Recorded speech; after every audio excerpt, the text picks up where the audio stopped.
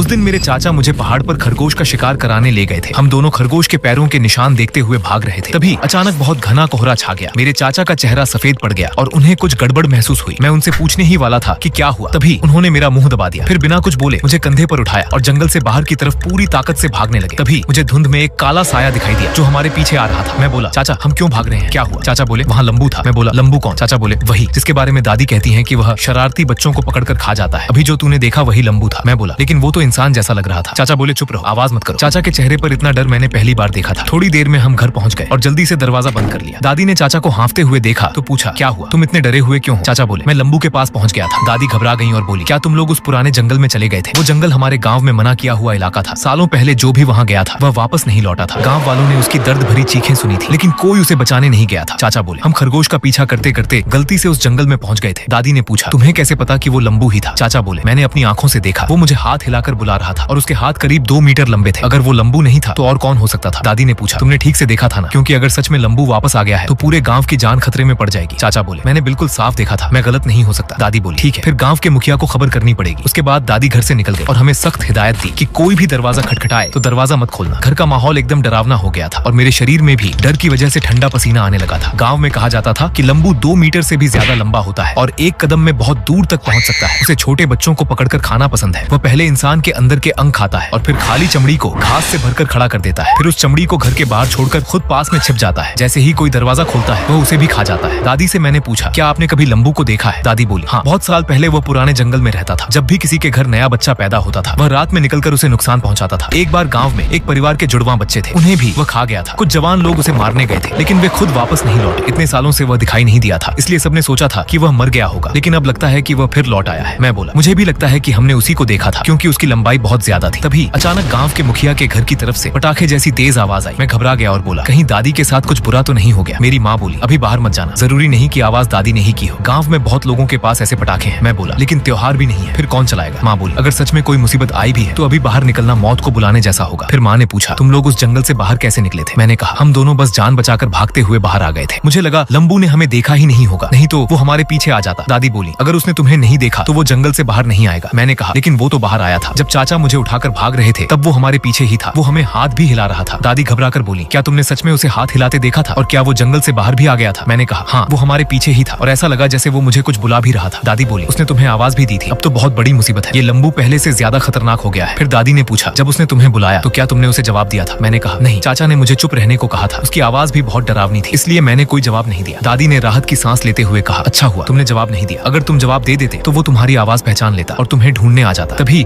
अचानक आंगन की दीवार के बाहर से बहुत भारी कदमों की आवाज सुनाई दी। वो आवाज किसी इंसान जैसी नहीं लग रही थी। घर का माहौल और भी डरावना हो गया। दादी ने चाचा से कहा, जल्दी से मुखिया को फोन करके पूछो कि दादा वहाँ पहुँचे हैं या नहीं। चाचा ने तुरंत फोन लगाया, लेकिन बहुत देर तक घंटी बजती रही और किसी ने फोन नहीं उठाया। चाचा बोले, ये तो बहुत अजीब है, इस समय मुखिया फोन जरूर उठाता, अगर वो घर पर नहीं है तो उसकी पत्नी तो होती। तभी अचानक हमारे आंगन का दरवाजा जोर जोर से बजने लगा। दादी ने डर के मारे मेरा हाथ कसकर पकड़ लिया और चाचा कुल्हाड़ी लेकर कमरे के दरवाजे के पीछे खड़े हो गए। हम तीनों में से किसी की भी हिम्मत नहीं हुई कि कुछ बोले। तभी बाहर से फिर आवाज आई, कौन है? बाहर से जवाब आया, मैं हूँ, तुम्हारा बाप। मैं खुशी से उछल पड़ा और बोला, दादाजी वापस आ गए। मैं दरवाजा खोलने के लिए दौड़ा ही था कि दादी ने मुझे पकड़ लिया और बोली, बाहर मत जाना, वो तुम्हारे दादा नहीं है। मैंने कहा, नहीं दादी, ये तो दादाजी की ही आवाज है। चाचा भी बोले, हाँ माँ, ये तो पिताजी की ही आवाज लग रही है। बाहर से फिर आवाज आई, जल्दी दरवाजा खोलो, लंबू जंगल से बाहर आ गया है, मुझे अंदर आने दो। दादाजी की आवाज सुनकर चाचा तुरंत दरवाजे की तरफ बढ़े, लेकिन दादी ने उन्हें रोक लिया और बोली, मत जाओ, वो तुम्हारे पिता नहीं है। तुम्हारे पिता हमेशा जल्दी में रहते हैं और दरवाजा कभी सिर्फ 3 बार नहीं खटखटाते। चाचा को भी बात समझ आ गई और हम सब फिर से अंदर आकर दरवाजा बंद करके बैठ गए। उसके बाद चाचा सीढ़ी लगाकर छत पर चढ़ गए ताकि बाहर देख सकें कि दरवाजे पर कौन है। लेकिन जैसे ही उन्होंने बाहर देखा वो डर के मारे कांप उठे और सीढ़ी से नीचे गिर पड़े। वो चिल्लाए, बाहर लंबू है। दादी ने पूछा, क्या तुमने ठीक से देखा था? कहीं वो सच में तुम्हारे पिता तो नहीं थे? चाचा बोले, मैं गलत नहीं हो सकता, बाहर जो खड़ा है उसका सिर ही दरवाजे से ऊंचा है, मेरे पिता इतने लंबे नहीं है, वो जरूर लंबू है। चाचा की बात खत्म होते ही बाहर से दरवाजे पर और भी जोर से चोट पड़ने लगी। ऐसा लग रहा था जैसे 1-2 बार और हुए तो दरवाजा टूट जाएगा। हम तीनों डर के मारे कांप रहे थे और किसी की आवाज तक नहीं निकल रही थी। आखिर में दादी ने हिम्मत जुटाई और जोर से बोली, ठहरो, मैं अभी दरवाजा खोलने आ रही हूँ। फिर दादी ने चाचा से कहा कि मुझे अलमारी में छिपा दो। दादी ने मुझसे कहा, बेटा चाहे कुछ भी हो जाए तुम आवाज मत निकालो, अगर तुम बाहर नहीं निकले तो लंबू तुम्हें नहीं ढूंढ पाएगा। बाहर से फिर आवाज आई, जल्दी दरवाजा खोलो, अगर लंबू यहाँ आ गया तो हम सब मारे जाएंगे। चाचा दांत भींचकर बोले, इस बार लंबू ने सच में हमें निशाना बना लिया है, अगर वो अंदर घुसा तो मैं उससे आखिरी सांस तक लड़ूंगा, तुम बस मुझे लेकर यहाँ से निकल जाना। फिर दादी बोली, छत के रास्ते शर्मा जी के घर निकल जाना। चाचा बोले, नहीं, अगर लंबू घर में घुस आया तो मैं उसे नहीं रोक पाऊंगा। तभी दादी को कुछ याद आया और वो बोली, हाँ, लंबू बारूद से डरता है, जल्दी घर के पटाखे निकालो। पहले गाँव वाले भी पटाखों से ही उसे भगाते थे। चाचा तुरंत कमरे में गए और कुछ पटाखे निकाल लाए। फिर उन्होंने एक लंबी लड़ी जलाई और दरवाजे की तरफ फेंक दी। दरवाजे के बाहर पटाखे जोर जोर से फूटने लगे। कुछ सेकंड तक सब शांत रहा। फिर बाहर से आवाज आई, अभी तो दिवाली भी नहीं है, तुम लोग दिन में पटाखे क्यों फोड़ रहे हो? हम सब हैरान रह गए। वो भागा ही नहीं। दादी बोली, शायद बाहर सच में तुम्हारे दादा ही है। इतना कहकर दादी दरवाजा खोलने जाने लगी, लेकिन इस बार चाचा ने उन्हें रोक लिया। चाचा बोले, नहीं, मैं छत पर था, मैंने दरवाजे की दरार से उसका हाथ देखा था। वो हाथ पिताजी का नहीं था। दादी बोली, हो सकता है तुमने ठीक से न देखा हो, लेकिन आवाज और बोलने का तरीका तो बिल्कुल तुम्हारे पिता जैसा है। फिर दादी और चाचा में बहस होने लगी। तभी मेरे दिमाग में एक तरकीब आई। मैंने कहा, दादा जब घर से निकले थे तब उनके पास भी पटाखे थे, आप उनसे कहो एक पटाखा जलाकर दिखाएं, अगर वो लंबू होगा तो बारूद से डर जाएगा। दादी खुश होकर बोली, वाह बेटा, बहुत अच्छा उपाय बताया। फिर दादी ने बाहर आवाज लगाई, अरे सुनो, एक पटाखा जलाकर दिखाओ। तभी बाहर से चिढ़ी हुई आवाज आई, मेरा सारा तंबाकू खत्म हो गया, अब पटाखा किससे जलाऊं? उसकी आवाज बिल्कुल दादा जैसी लग रही थी। दादी और चाचा दोनों फिर उलझन में पड़ गए। दादी बोली, अगर बाहर सच में तुम्हारे पिता हैं तो वो भी खतरे में होंगे। चाचा बोले, हाँ, और अगर बाहर लंबू है तो ये दरवाजा भी ज्यादा देर नहीं रोक पाएगा। तभी अचानक बाहर से किसी के चीखने की आवाज आई, बचाओ, लंबू लंबू गांव में आ गया। दादी घबराकर बोली, जल्दी दरवाजा खोलो, तुम्हारे पिता को अंदर आने दो। चाचा भी घबराकर दरवाजा खोलने दौड़े, लेकिन मुझे फिर भी कुछ अजीब लग रहा था। अगले ही पल दरवाजा खुल गया। बाहर एक काला सा साया खड़ा था। फिर मैंने देखा कि दादा के कंधे पर एक छोटा कुत्ता बैठा हुआ है। दादा जल्दी से अंदर आए और उन्होंने फौरन दरवाजा बंद कर दिया। चाचा ने पूछा, पिताजी, मुखिया जी ने क्या कहा? दादा बोले, मुझे लगता है मुखिया के घर कुछ गड़बड़ हो गई है। मैं उनके घर के अंदर नहीं गया, मैंने बस बाहर से 2 बार आवाज लगाई, लेकिन किसी ने जवाब नहीं दिया। तभी अचानक एक कुत्ता मेरे पीछे से निकलकर मुझ पर कूदने लगा। वो इतना डरा हुआ था कि मुझे कुछ गड़बड़ लगी, इसलिए मैं उसे लेकर तुरंत वापस आ गया। फिर दादा ने पूछा, अभी जो पटाखे फूटे थे क्या वो तुमने चलाए थे? चाचा बोले, हाँ, मैंने ही चलाए थे, क्या कोई बात है? दादा बोले, जब मैं घर पहुंचा तब मैंने दरवाजे के पास एक काला साया खड़ा देखा था। फिर जैसे ही पटाखे फूटे वो साया वहाँ से भाग गया। चाचा ने पूछा, पिताजी, आपने उसका चेहरा देखा था क्या? दादा बोले, नहीं, धुंध बहुत ज्यादा थी, कुछ साफ नहीं दिखा। फिर मैंने पूछा, दादा, आप दरवाजे के बाहर कितनी देर से खड़े थे? दादा हंसकर बोले, अरे बेटा, जब तुम लोग पटाखे फोड़ रहे थे तभी तो मैं घर पहुंचा था, लगता है डर के मारे तुम्हारा दिमाग ही काम करना बंद कर गया है। मैंने कहा, लेकिन हमारे पटाखे फोड़ने से पहले ही कोई दरवाजा खटखटा रहा था और उसकी आवाज बिल्कुल दादाजी जैसी थी। दादाजी ये सुनकर चौंक गए और बोले, क्या वो अब इंसानों की आवाज भी निकालने लगा? मतलब तुम तीनों ने उसकी आवाज सुन ली? चाचा बोले, हाँ पिताजी, इसमें क्या बात है? दादाजी बोले, लंबू की आवाज सुनना मौत को बुलाने जैसा होता है, लगता है इस बार वो सच में हमारी जान लेना चाहता है। मैंने कहा, मुझे लगता है मामला इससे भी ज्यादा खतरनाक है, क्यों ना हम पुलिस को बुलाएं? दादाजी बोले, अगर तुम पुलिस से कहोगे कि गांव में लंबू आ गया है तो क्या वो यकीन करेंगे? चाचा बोले, तो हम कह देंगे कि गांव में लोगों की जान गई है, मुझे लगता है मुखिया जी और शर्मा जी के घर कुछ गड़बड़ हुई है, ये झूठ भी नहीं होगा। तभी अचानक दादाजी का फोन बज उठा। दादाजी ने फोन उठाया और हम सब कान लगाकर सुनने लगे। उधर से मुखिया जी बोले, रामलाल, सुना है तुम आज मुझे ढूंढने आए थे, क्या बात थी? दादाजी बोले, लंबू जंगल से बाहर आ गया है, मेरे पोते मोहन ने उसे देखा है और लगता है शर्मा जी के घर वालों का भी उससे सामना हुआ है। मुखिया जी हंसकर बोले, अरे कैसी बातें कर रहे हो, मैं अभी शर्मा जी के घर के पास से आया हूँ, वो लोग तो आराम से खाना बना रहे हैं। दादाजी बोले, लेकिन मैंने खुद देखा था, कोई मेरे घर भी दरवाजा खटखटाने आया था। मुखिया जी बोले, वो भूवैज्ञानिक टीम थी, सुना है जंगल के पास सोने की खान हो सकती है, ऊपर से लोग जांच करने आए हैं, सरकार ने कहा है कि गांव वाले उनकी मदद करें। वो लोग अपने उपकरण लेकर तुम्हारे घर पहुंचे थे और तुमने दरवाजा खोलने की जगह उन पर पटाखे चला दिए। दादाजी शर्मिंदा होकर बोले, अरे हमें पहले किसी ने बताया ही नहीं, हमें क्या पता था, लगता है गलतफहमी हो गई, उनसे कहना मैं बाद में माफी मांग लूंगा। ये सुनकर सबको लगा कि शायद दरवाजे पर वही लोग रहे होंगे। तभी मैंने कहा, दादाजी, बात कुछ ठीक नहीं लग रही, दरवाजे पर जो आदमी था वो बार बार कह रहा था कि लंबू आ गया है, जल्दी दरवाजा खोलो। अगर वो सच में जांच करने वाले लोग थे तो ऐसा क्यों कहते? तभी मेरे मन में ख्याल आया कि शायद लंबू मुखिया जी के घर पहुंच गया हो, उसने मुखिया जी को मार दिया हो, फिर उनका फोन लेकर